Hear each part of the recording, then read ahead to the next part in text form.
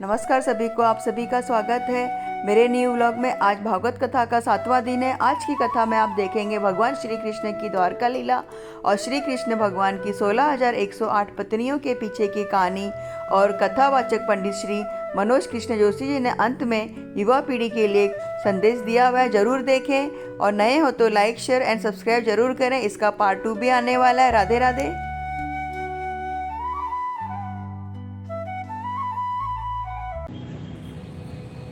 परीक्षित पूछने लगे, गुरुदेव कैसा हुआ, किस प्रकार जाम्बवती से उनका विवाह हुआ, ये मुझे जानना है, सुनना है। तब जाकर के भगवान सुखदेव जी कहते हैं, राजन, एक बार द्वारिका में एक राजा आए जिनका नाम था सत्राजित।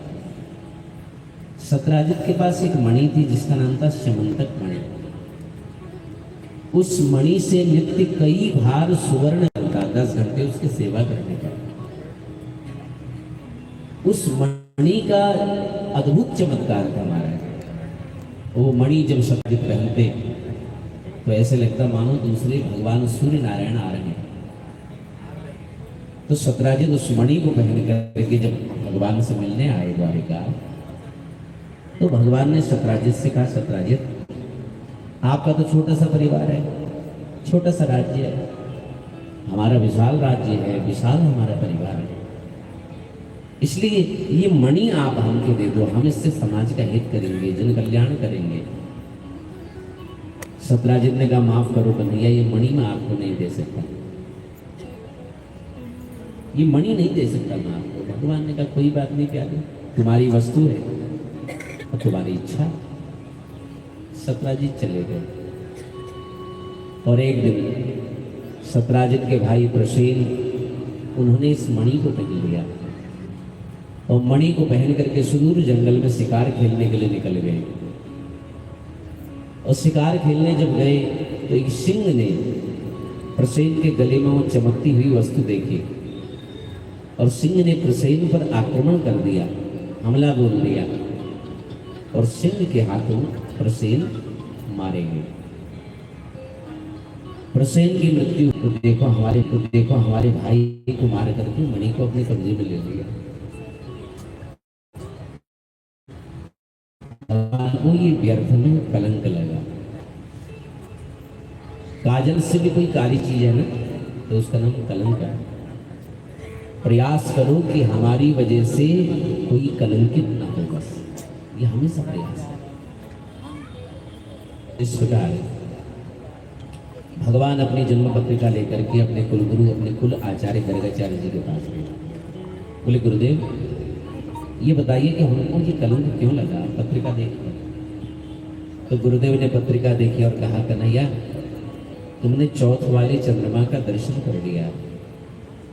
भाद्रपद मास में चतुर्थी के दिन चंद्रमा का दर्शन करने से कलंक लगता है और तुमने उसी चंद्रमा का दर्शन किया, इसलिए तुम्हें व्यर्थ में कलंकित होना पड़ा। भगवान 10 साथियों को लेकर के उसके बाद जंगल में गए और जंगल में क्या देखते हैं, एक जगह प्रसेन मरे पड़े।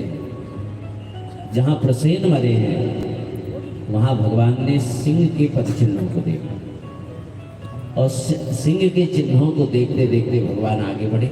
आगे भगवान क्या देखते हैं कि सिंह भी मरा पड़ा है।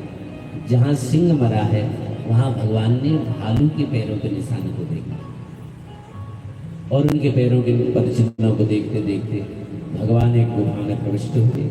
जामवंत जी से विशाल युद्ध हुआ और युद्ध करने के बाद जामवंत जी भगवान के चरणों में गिर पड़े। प्रभु, मैं समझ गया कि आप मेरे राम हो, आप मेरे इष्ट हो। और जामवंत जी ने कहा, ये मणि भी आप हो और मणि के साथ साथ हमारी कन्या को भी आप ग्रहण कीजिए। तो भगवान का दूसरा विवाह जाम्बवती के साथ में हुआ। मणि वापस करी सत्राजित को। सत्राजित को रात भर नींद नहीं आई। रात सत्राजित सोचने लगा, देखो, मैंने द्वारिकाधीश को कलंकित कर दिया, मैंने ये बहुत बड़ा अपराध किया। तो इसलिए आज राजा सत्राजित प्रातःकाल भगवान के पास आया, चरणों में गिर पड़ा, हे प्रभु, मेरे अपराध वैसे तो क्षम्य नहीं है, पर चाहो तो मुझे क्षमा कर। और मैं प्रायश्चित करना चाहता हूँ, और प्रायश्चित स्वरूप मैं अपनी कन्या आपको भेंट करना चाहता हूँ। मैं अपने पाप का प्रायश्चित करना चाहता हूँ। तो भगवान का तीसरा विवाह सत्यभामा के साथ में हुआ। फिर भगवान पांडवों के वहां गए, भगवान चौपड़ खेलने लगे, और इधर अक्रूर जी ने सुधनवा नाम के व्यक्ति को भड़का दिया, और सुधनवा ने राजा सत्यराजित को मार करके मणि को अपने कब्जे में ले लिया। सत्यभामा रोती हुई पहुंची पांडवों के वहां। भगवान ने कारण पूछा तो बताया कि देखो, सुधनवा ने हमारे पिता को मार दिया। भगवान क्रोध में भर करके आए और भगवान ने सुधनवा को मान गिराया। सुधनवा को मारने के बाद भी भगवान को मणि नहीं मिली। भगवान सोचने लगे, बंदाओ आखिर वो मणि कहाँ गई, जरा ढूंढो। और मणि को खोजा गया तो अंत में अक्रूर जी के पास वो मणि मिली।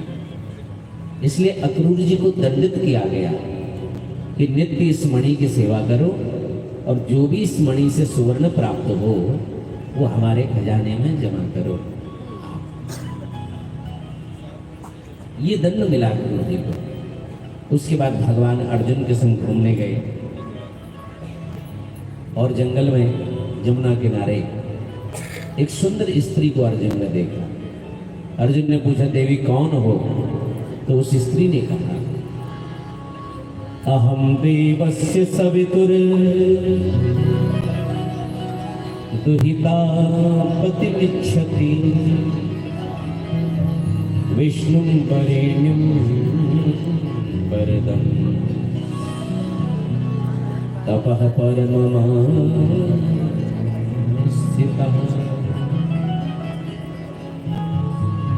महाराज, अहम देवस्य सवितुर, मैं सूर्य की पुत्री हूं, यमराज की है हम बहन, और हमारा नाम है कालिंदी यानी कि यमुना। देवी इस निर्जन वन में तपस्या क्यों कर रही हो? बोले, विष्णु वरेण्यम वरदम, भगवान कृष्ण को पति रूप में वर्ण करने के लिए मैं वन में तपस्या कर रही हूँ। अर्जुन बोले, वो तो हमारे साथ नहीं आए हैं। तो अर्जुन ने कालिंदी का हाथ पकड़ा, यमुना का हाथ पकड़ा, भगवान के हाथ सौंपा और स्वयं मंत्र पढ़ दिए। तो भगवान का चौथा विवाह कालिंदी के साथ में हुआ। एक विंद और अरविंद नाम के दो राजा, दोनों की परंपरा विवाह मद्रा के साथ। मद्र देश के राजा हुए, उनकी पुत्री लक्ष्मणा। तो आठवां विवाह मद्र देश के राजा हुए, उनकी पुत्री लक्ष्मणा। तो आठवां विवाह भगवान का लक्ष्मणा के साथ में हुआ। ये भगवान की अष्टपट रानियां हो गई। कितनी? और एक और राजा हुआ जिसका नाम हुआ भौमासुर। और भी तो की ना, क्या नाम हुआ? भौमासुर। इतना नाम याद जो भूमि से उत्पन्न हुआ उसका नाम भौमासुर। अच्छा, कभी कभी व्यक्ति अपने धन का, अपने बल का बड़ा दुरुपयोग करता है। अगर खूब सारा धन है, खूब सारा बल है, और उसके साथ में विवेक नहीं है, तो सब बेकार हो जाएगा। तो भौमासुर ने अपने बल का बड़ा दुरुपयोग किया। बलशाली तो है, नो डाउट, पर अपने बल का दुरुपयोग करता। ये बड़े बड़े राजघरानों में जाता और राजकुमारियों का हरण करके ले आता। 16,100 राजकुमारियों को इसने बंदी बनाया। भगवान के पास जब समाचार पहुंचा तो मेरे प्रभु पहुंचे और भगवान ने भौमासुर का वध कर दिया। भौमासुर को मारने के बाद भगवान ने कारागृह में प्रवेश किया, और जो ही कारागृह में देखा तो भगवान के आंसू आ गए। भगवान बोले, ये राजकुमारियां कहाँ जाएंगी? इनके माता पिता भी इनको स्वीकार नहीं करेंगे, इनसे कोई ब्याह भी नहीं करेगा। कहेगा, भैया भौमासुर के कारागृह में रह के आइए, ब्याह कौन करेगा तुमसे? इनके सामने दो ही मार्ग बचेगा, या तो ये आत्महत्या कर लेंगे या फिर ये गलत मार्ग का अनुसरण लेंगे। तो भगवान ने उन स्त्रियों से कहा उन राजकुमारियों से कहा, यदि तुम अन्यथा न समझो तो तुम सभी हमारे घर में हमारी पत्नी रूप में रह सकती हो। राजकुमारियां प्रसन्न हो गई। सुखदेव जी कहने लगे, परीक्षित, यदि भगवान ऐसा नहीं करते तो समाज में कितनी बड़ी विकृति फैल जाती। भगवान ने उनको मानवीय गुणों से जीने का अवसर प्रदान किया। और देखा जाए तो भगवान के केवल 16,108 विवाह नहीं है। संसार में जितने जीव हैं भगवान के उतने विवाह हैं। हाँ, कुत्ते के भी पति वो, गधे के भी पति वो, मेरे पति वो, आपके पति, हम सबके पति। ये शरीर का पति भले ही कोई भी हो, पर आत्मा का पति सिवाय कृष्ण के और कोई नहीं हो सकता। क्या है कि नहीं? इसलिए कल मैंने रास के प्रसंग में आपको बताया था कि भगवान को जगतपति कहा जाता है।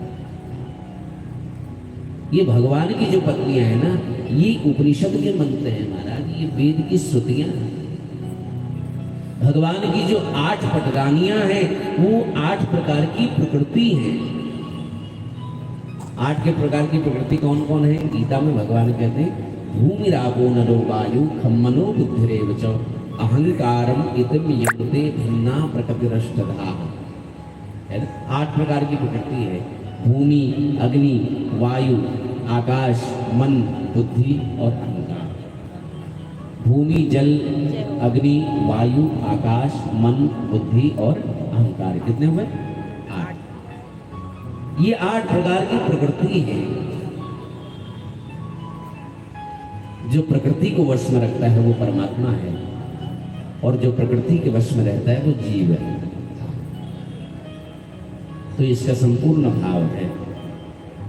भगवान की जितनी भी पत्नियां हैं, एक बात यहाँ बड़ी समझने वाली है, क्रोध आता होगा तो ये कैसी दिखती होंगी, कैसे क्रोध आता होगा तो ये कैसी दिखती होंगी, कैसी लगती होंगी। जरा देखें इनको क्रोध में। तो भगवान आज अपने कक्ष में शांत बैठे। रुक्मणी जी आई, पंखा झलने लगी। भगवान प्रसन्न मुद्रा में। भगवान ने कहा, कुछ ऐसी अटपटी बात करूं कि इनको क्रोध आ जाए। तो रुक्मणी बोली, प्रभु आज आप बड़े उदास दिख रहे, क्या बात है? बोले, ऐसे तो कुछ नहीं रुक्मणी। नहीं, कोई तो बात जरूर है, बताओ ना। मुझसे कोई अपराध हो गया, कोई गलती हुई मुझसे? भगवान बोले, अब एक गलती हो तो बताएं। रुक्मणी, तुम तो गलतियों की खान हो। हमने कौन सी गलती की बताओ? बोले, तुम्हारी पहली गलती ये है कि राजपुत्रिप्सिता भूपैर लोकपाल विभूतिभिः महानुभावै श्रीमद्भिर् रूपो दार्यवलोर्जितैः।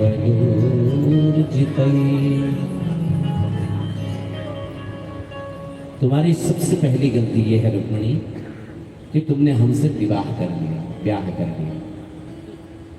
इतने सुंदर सुंदर राजकुमार तुम्हें पत्नी रूप में चाहते, और तुमने इस ग्वारिये से विवाह कर लिया।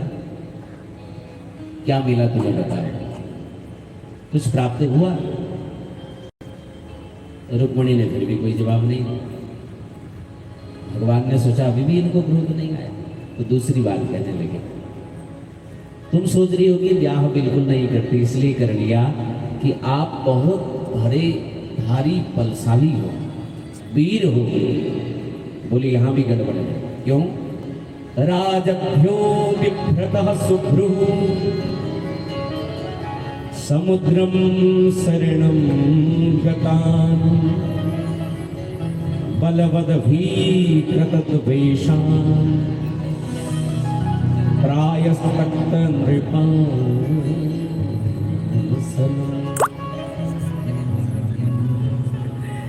मेरे जैसा डरपोक आदमी संसार में कोई दूसरा है ही नहीं। मैं इतना डरपोक हूं कि बड़े बड़े राजाओं के भय से मैं समुद्र के बीच में रहता हूं। बताओ, समुद्रम शरणम गतः, मैं समुद्र के बीच में रहता हूं। क्या मिला तुम्हें विवाह करके बताओ? तो रुक्मणी ने फिर भी कोई जो जवाब नहीं दिया। रुक्मणी हंस रही है सब सुन के। भगवान बोले तुम कहोगी ब्याह बिल्कुल नहीं करते इसलिए कर लिया कि अब देवकी नंदन। बोले यहाँ भी गड़बड़ है। हाँ, कोई कहता देवकी का, कोई कहता यशोदा का, कोई कहता पता नहीं कहां से आ गया है। बताओ, जिसके माता पिता का ही पता नहीं ठीक से, ऐसे व्यक्ति से तुमने विवाह कर लिया। बोलो क्या मिला तुम्हें? फिर भी रुक्मिणी को क्रोध नहीं आया। बोले तुम कहोगी शायद कि तुम बहुत सुंदर हो। बोले काहे का सुंदर? मैं तो हूं कलवा, काला है कि नहीं, बचपन से काला, और जब से कालीनाग से युद्ध किया तब से तो और ज्यादा काला हो गया। ऐसे काले से तुमने विवाह कर लिया, बताओ क्या मिला?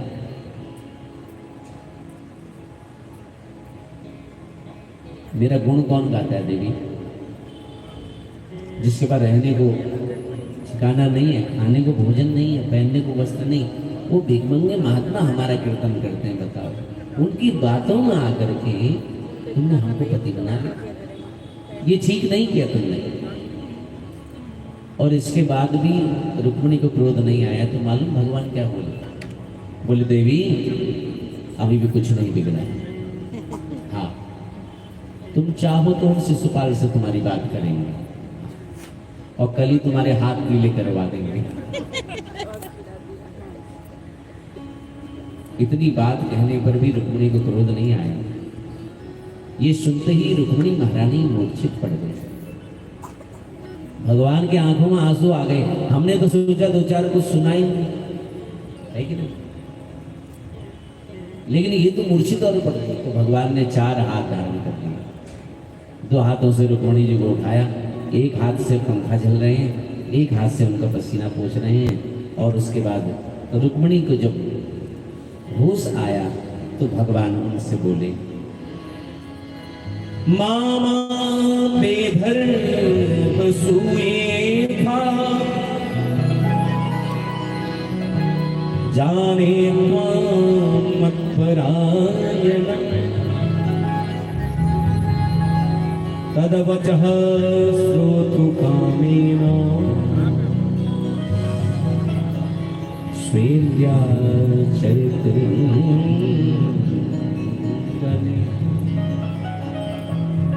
मेरे प्रभु के नेत्र में आंसू आ गए, अश्रु आ गए। रुक्मिणी से बोलो देवी बुरा नहीं मानना, बचपन से थोड़ा उद्दंडी हूँ, थोड़ा विनोदी स्वभाव का रहा हूँ। वो क्या है ना देवी, कभी क्रोध नहीं देखा ना तुम्हारे चेहरे में, इसलिए सोचा कोई अटपटी बात करना, लेकिन कभी मन में कोई विचार नहीं रखना देवी। अच्छा सुनो, इसके बाद रुक्मिणी ने भगवान की बातों का जो जवाब दिया है उसका एक एक शब्द स्वर्ण जड़ित है। रुक्मिणी कहती है आपने गलत बिल्कुल भी नहीं कहा।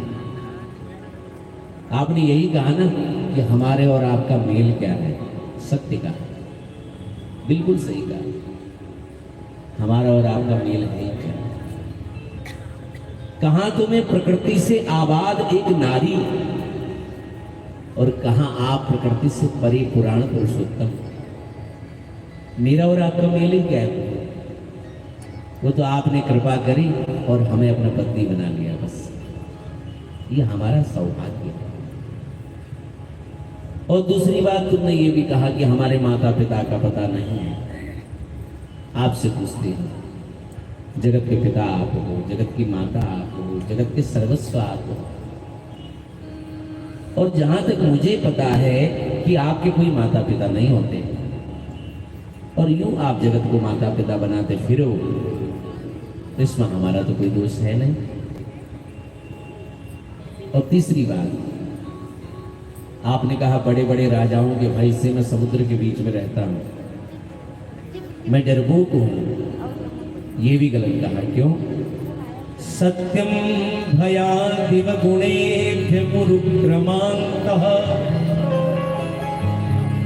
सेते समुद्र उपलम्भनमात्रयात्मा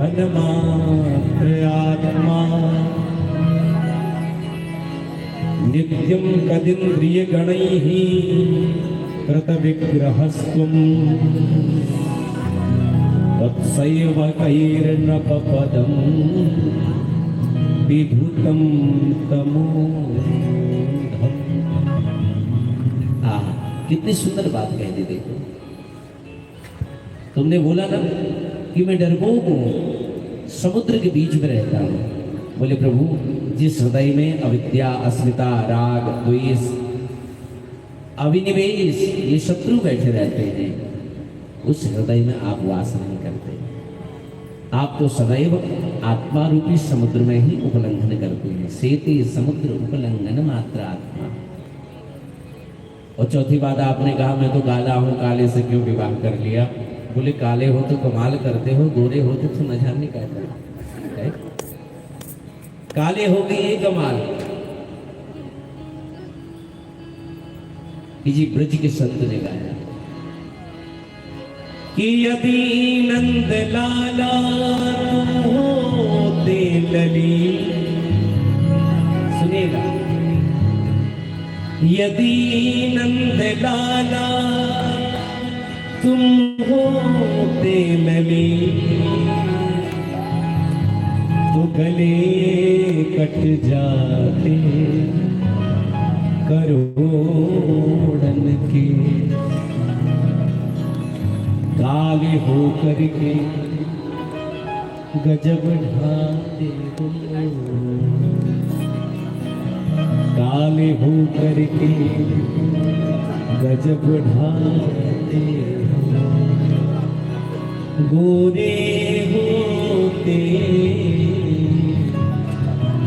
तो क्या करते।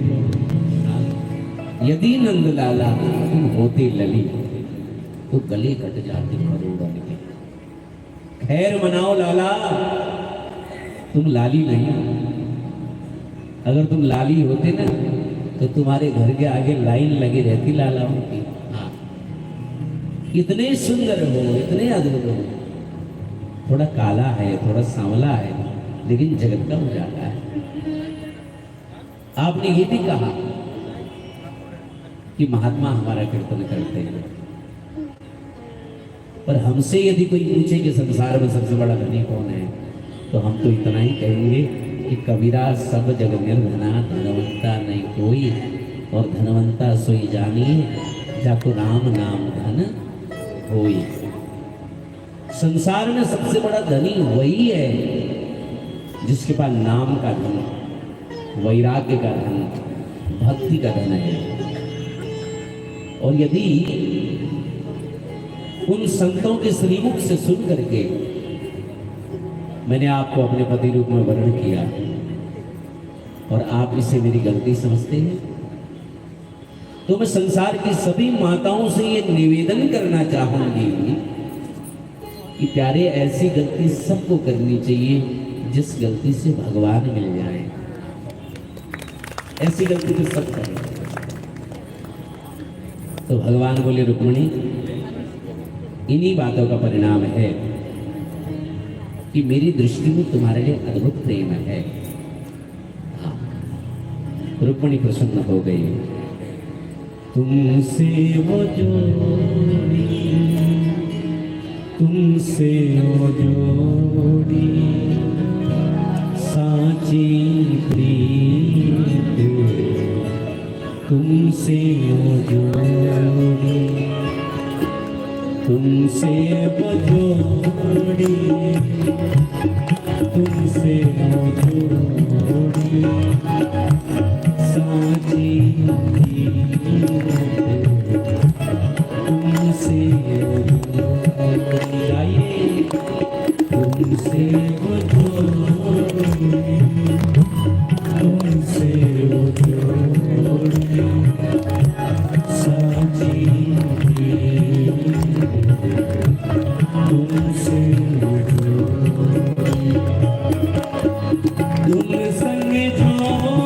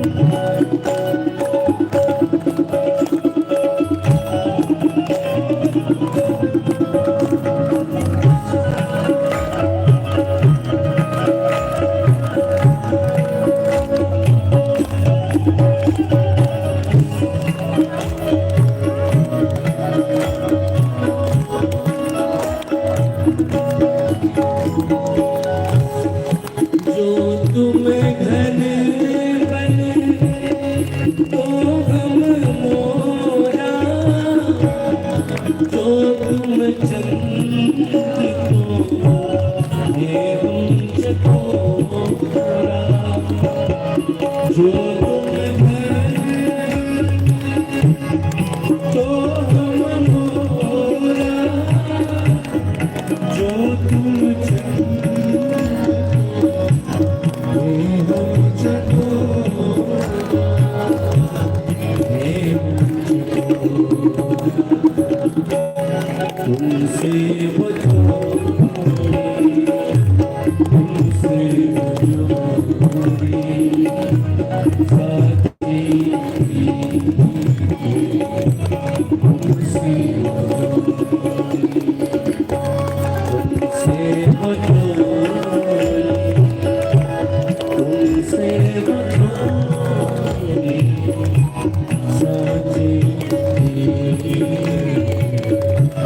तुमसे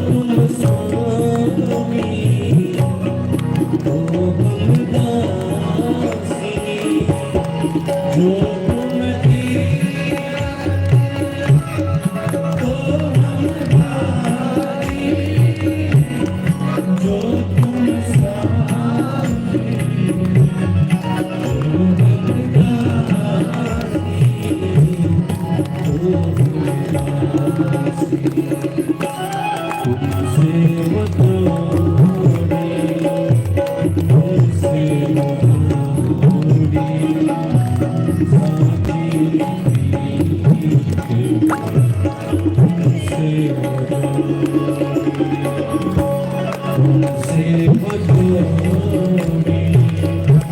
तुमसे बटोरी साची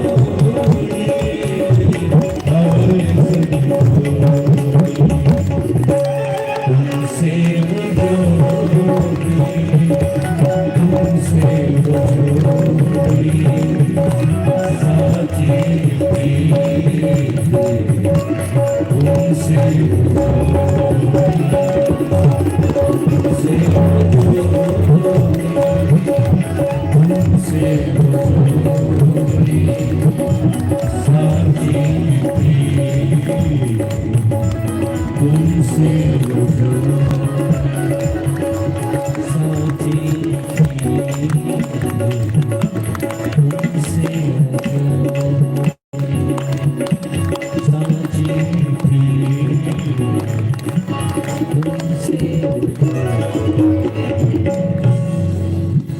कृष्ण कन्हैया लाल की है, वृंदावन विहारी लाल की है, द्वारिकाधीश भगवान की है।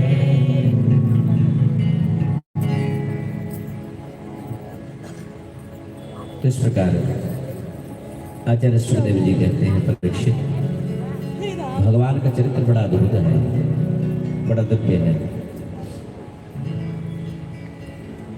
और भगवान के चरणों में भगवान का दास बन के देखिए तो अद्भुत आनंद आएगा। अयम ही नारायण दासा, मैं भगवान का दासानुदास हूँ। क्या हूँ? भक्ति का सिद्धांत है सबही मान प्रद आपू अमानी, सबको सम्मान दो और अपने सम्मान की कभी कल्पना मत करो। इसका नाम भक्ति है। भक्ति में अहम नहीं होना चाहिए। मुझे क्रोध नहीं आता, बहुत अच्छी बात है, लेकिन मुझे क्रोध नहीं आता, ये भी तो अभिमान है।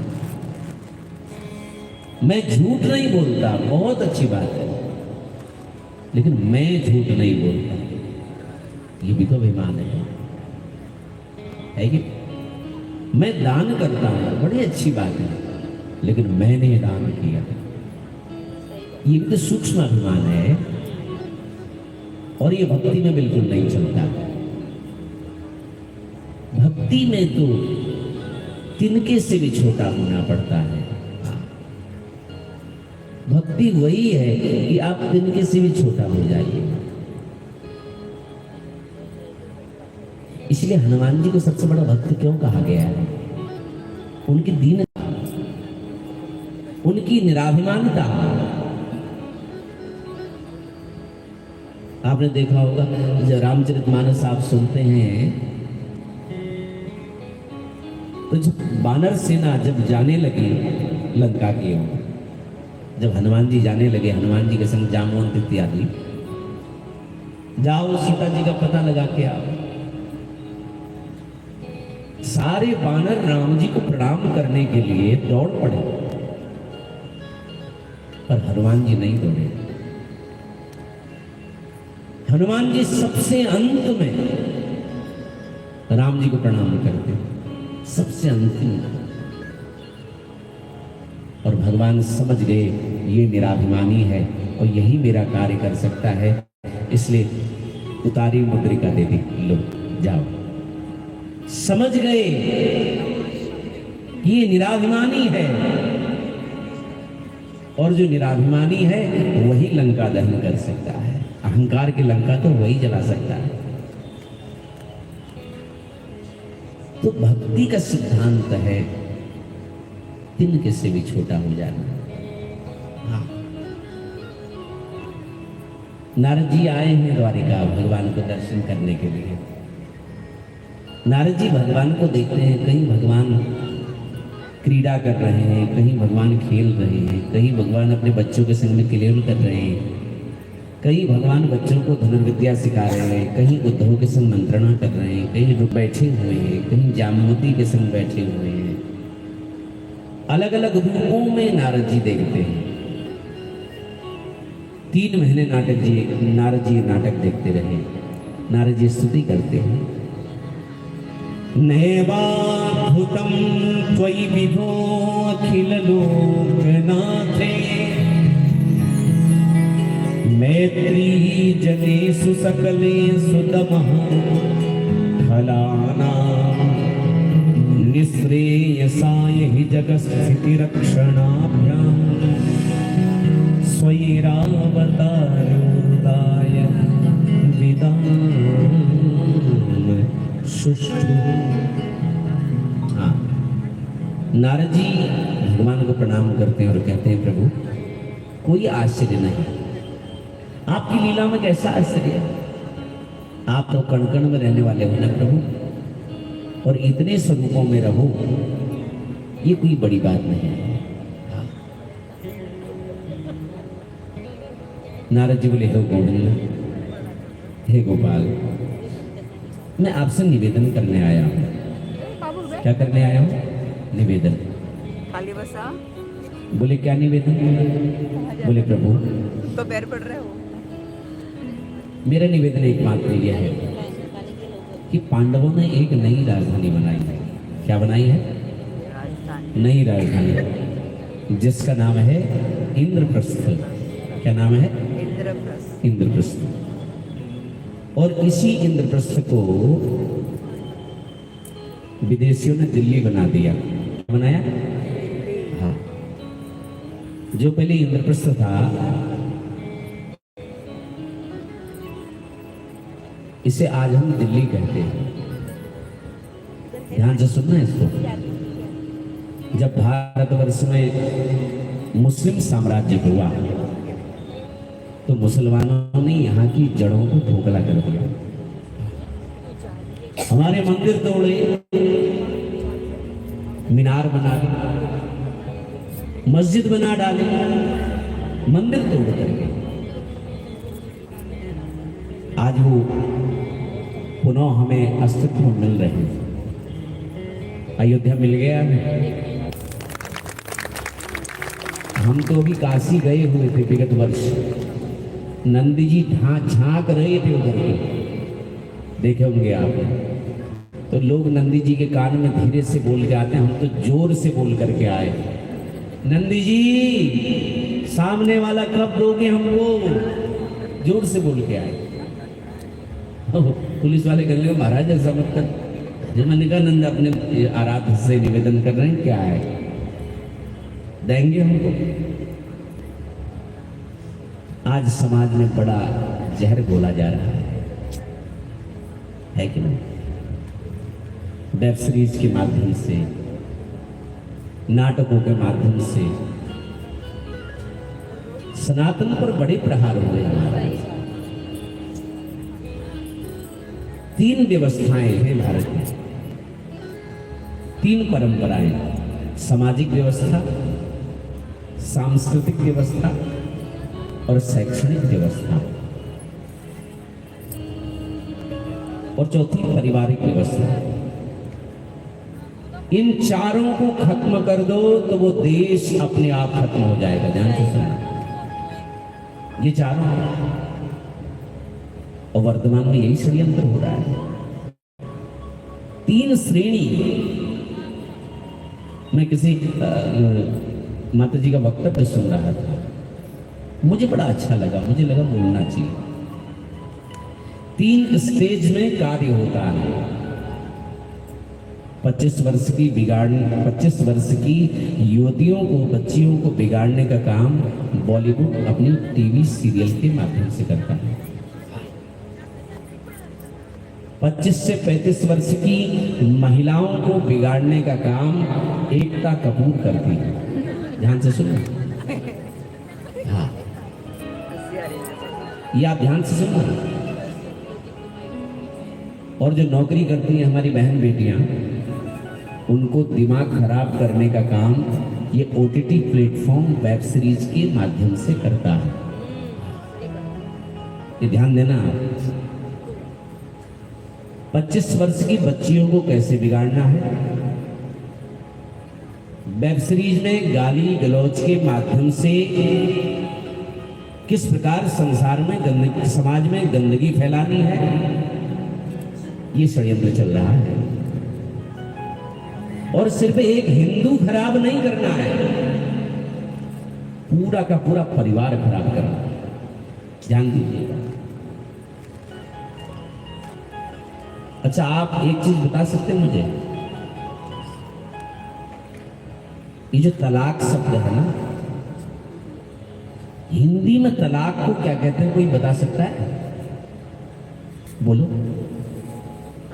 कोई शब्द ही नहीं है। हमारे वहां संयोग है, बिछोह नहीं है। मर जाएंगे लेकिन बिछोह नहीं है। ये हमारी संस्कृति रही है। पर आज देखो,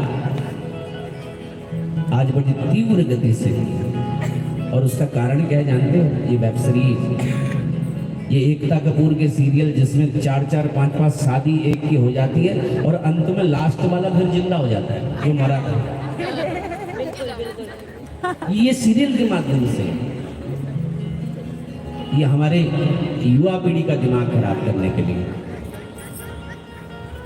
और सुनो, हमारी एक भारत की स्त्री एक परिवार को नहीं जोड़ती है, हमारे भारत की महिला 2 परिवारों को जोड़ती है, एक मायका और दूसरा ससुराल।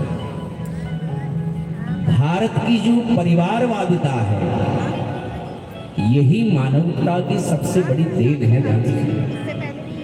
सबसे बड़ी देन। इस व्यवस्था को खत्म कर दो तो भारत अपने आप खत्म हो जाएगा। मूवी भी ऐसी बनती है, और मूवी का नाम क्या होता है? हवस का पुजारी है। हवस का मौलवी क्यों नहीं? हवस का पादरी क्यों नहीं? और गुंडा कैसा दिखाते हैं? माला पहना हुआ, तिलक लगाया हुआ,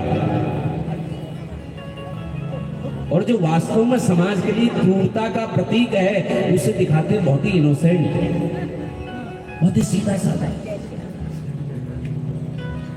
हिंदू कितना भी पढ़ा लिखा क्यों ना हो, लेकिन उसे रूढ़िवादी दिखाया जाता है। और वो भले ही पंचर छाप क्यों ना हो, उसे बड़ा अच्छा, खूब बढ़िया है ना, ये परोसा जा रहा है मूवियों के माध्यम से, फिल्म के माध्यम से। आपको पता है, आपने देखी होगी एक मूवी आती है अतरंगी रे, है ना, एक मूवी आती है अतरंगी रे, उसमें हीरोइन कौन है जानते हो आप? सारा अली खान। और उसको ठाकुरों की बेटी दिखा रही है, थोड़ा सा आगे हो जाओ ना, हो जाएगा। घर से भाग जाती है और फिल्म का जो हीरो है वो ट्रेन में बैठा होता है, उससे मुलाकात होती है, बात होती है, बोले कहाँ जा रहे हो? बोले हम विवाह करना जा रहे हैं। लड़का बोलता है लव मैरिज? बोले हाँ लव मैरिज है। किससे विवाह कर रहे हैं? बोले मेरी बहन की, मेरी दोस्त है, मेरी फ्रेंड है, मेरी समाज की है, मेरी बिरादरी की है, और हम दोनों एक साथ पढ़े, एक साथ खेले कूदे, और अब हमारा विवाह होने जा रहा है। ये हमारी प्रेम कहानी है। बोले ये कोई लव स्टोरी है? बोला लव स्टोरी इसे ही नहीं कहते, लव स्टोरी मेरी है, हीरोइन कहती है। और आजकल की जो हमारी 14-15 वर्ष की बच्चियां हैं, इनका क्रशिश है सारा अली खान, है कि नहीं? और उधर वो कहती है प्रेम विवाह इसे नहीं कहते, लव स्टोरी ये नहीं है। लव स्टोरी मैं बताऊं, मैं विशुद्ध ठाकुरों की बेटी, छात्रायणी, और मैंने एक मियाँ भाई से प्रेम किया, मैंने एक मियाँ से प्रेम किया, और मैं अपने परिवार को लात मार करके, समाज को लात मार करके घर से भाग के आई, है ना? इसे कहते हैं लव स्टोरी।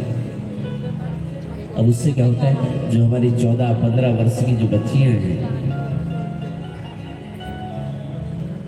जो अभी अभी युवा हो रहे हैं, इनके मन में आता है कि भैया हिंदू होकर के हिंदू लड़के से ब्याह नहीं करना, प्रेम नहीं करना। हमारी लव स्टोरी तभी जो है इतिहास बनेगी जब हम किसी मियाँ भाई से ब्याह करेंगे।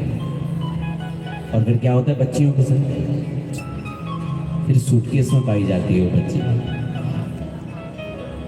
तो इसलिए सावधान रहो, सावधान रहिए सभी लोग। ये बड़ा षड्यंत्र चल रहा है हमारा सनातन के खिलाफ। और एक बात और सुनिए, अपनी बच्चियों को अब्दुल से ही नहीं, फातिमा से भी सुरक्षित रखिए, वो भी खतरनाक है। हाँ, अपने बच्चों को सिखाइए, अपने बच्चों को विद्यालय भेजते हो ना, तिलक लगा कर भेजो, अपने बच्चों को नित्य प्रणाम कहना सिखाओ, अपने बच्चों को नित्य मस्तक झुकाना सिखाइए, उनको विशुद्ध सनातनी बनाइए, उनको सुरक्षा भी सिखाइए ताकि वो अपनी सुरक्षा स्वयं कर सके, ऐसे उनको मार्ग भी दीजिए।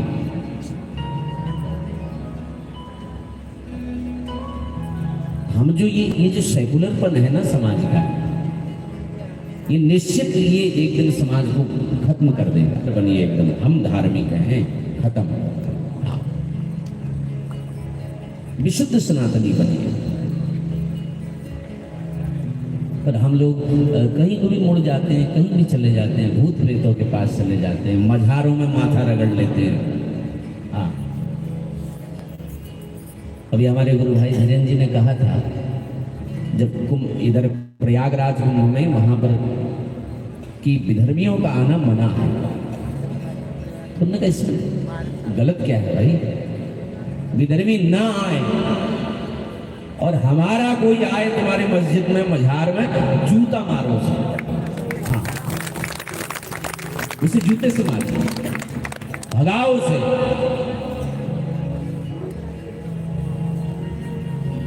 तो इसलिए अपने धर्म को समझना बहुत जरूरी है, और धर्म को धर्म की भाषा में ही समझा जाएगा। ध्यान देना, हम लोग दूसरे के वहां ताक झांक कर लेते हैं, बोले उनके उसमें लिखा है काटो। तुमने कटना सीखा? तुमने गीता क्यों नहीं पढ़ी? तुम गीता पढ़ते तो तुम्हें पता लगता कि काटने वाले के संग कैसा व्यवहार करना चाहिए। ये तुम्हें गीता सिखाती है। तो इसलिए हमारे भारत पर बड़ी प्रहार है और हम लोग देखते रहे, हम लोग निष्क्रिय रहे हमेशा। और ये देखने के चक्कर में देखते देखते गंधार कब अफगानिस्तान हो गया पता ही नहीं चला। देखते देखते राजा भरत का ननिहाल कब पाकिस्तान बन गया हमको पता ही नहीं चला। देखते देखते तक्षशिला कब रावलपिंडी हो गई हमको पता ही नहीं चला। देखते देखते कुंभा काबुल बन गया, देखते देखते पर्शिया ईरान बन गया और हम देखते रहे, हम देखते रह गए। दृष्टा है ना हम लोग, देखते रहते हैं। लो ये गाल में थप्पड़ मार दिया, लो इसे भी ले लो, ये मूर्खता है ना। कोई गाल में थप्पड़ मारे लात मारो उसको, काहे को सहे। ये आज का सनातन है महाराज, वर्तमान का। एक मूर्ख एक आधा सूत्र बता गया कि अहिंसा परमो धर्मा। इससे आगे का कौन बताएगा? 10 लोग रखे ना, अहिंसा परमो धर्म, धर्म हिंसा कतई। 4 घंटा बैठना पड़ता है। अहिंसा परम धर्म है, लेकिन धर्म के लिए की गई हिंसा 5:30 के बाद वो अधर्म नहीं है। हाँ, लेट शुरू, वो भी धर्म ही है। आगे थे। तो इसलिए जब धर्म पर बात आए तो उठा लो शस्त्र। हमारे देवी देवताओं के मंदिर में देखो, तलवार है, गदा है, सुदर्शन है, त्रिशूल है।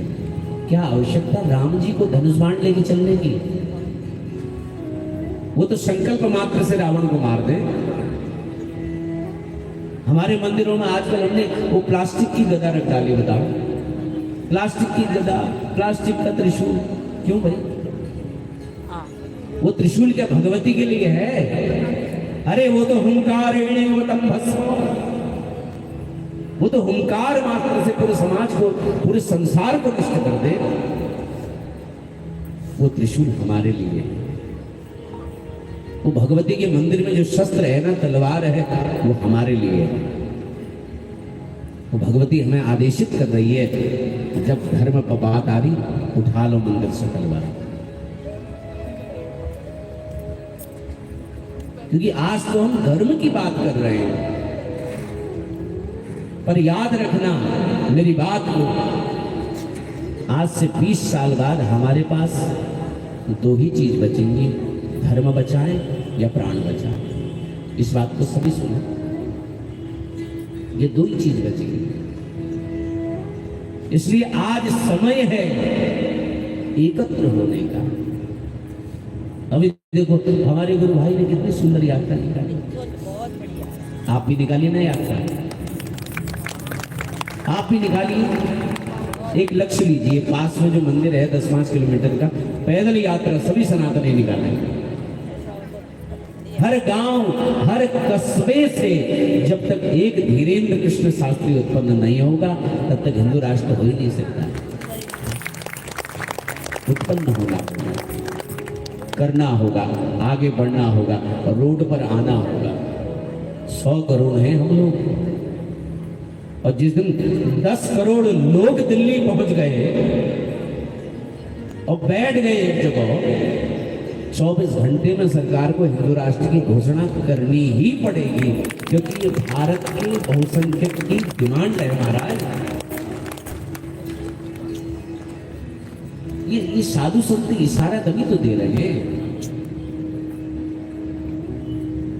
आज लोग व्यासपीठ को गरियाते हैं, गाली देते हैं, पर वास्तव में हिंदू राष्ट्र का बिगुल बजा है आज तो इसी व्यासपीठ से।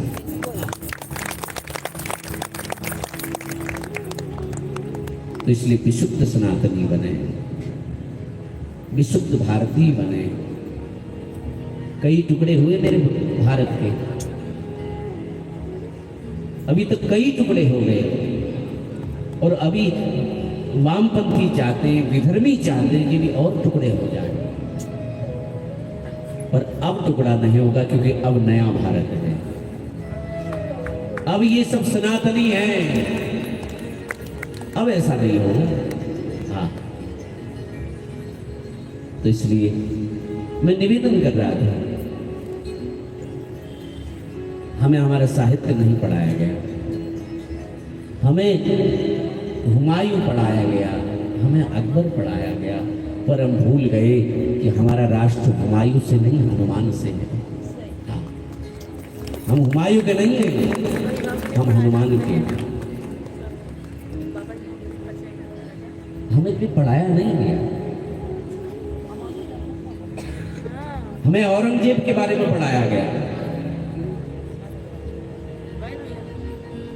ये जो फ्रिजाइल माइंड में डाला गया ना हमें, इससे समाज विकृत हो गया। हमारी बेटियों को खान दिखाया, हमें हीर रांझा दिखाया, हमें लैला मजनू दिखाया महाराज। हमारी बेटियों को करीना खान दिखाया ताकि वो तैमूर को जन्म दे सके। ये हमारी बेटियों को दिखाया। इसलिए बॉलीवुड वालों की जो लव स्टोरी बनती है ना, उससे भी सनातन आहत होता है। कभी हमें हादी रानी की कथा सुनाई गई? क्यों नहीं मूवी बनी हादी रानी पर? कब क्यों नहीं मूवी बनी राजा रावत सिंह पर? उस पर भी बननी चाहिए। आपको मालूम है हादी रानी और राजा रावत सिंह के बारे में? राजा रावत सिंह का विवाह हादी रानी से हुआ, और विवाह को 2 दिन हुए कि औरंगजेब ने राजा के राज्य पर आक्रमण कर दिया। अब सब युद्ध को गए, लेकिन राजा की इच्छा नहीं हुई कि मैं युद्ध करने जाऊं, मैं लड़ने जाऊं। रानी क्रोधित हो गई, और रानी कहती है तुम चिंता छोड़ो, मेरी चिंता छोड़ो, और इस धरती की रक्षा करो। ये है हमारा भारत का गौरव। ऐसी मूवी बने ना।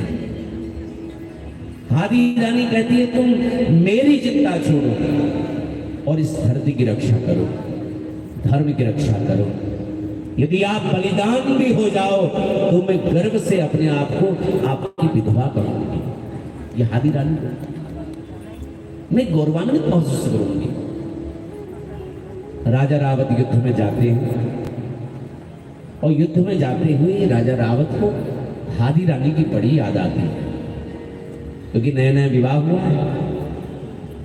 और अपने दूत से कहते हैं जाओ हमारे घर जाओ, और हमारी रानी को कहना कि महाराज को आपकी बड़ी याद आती है,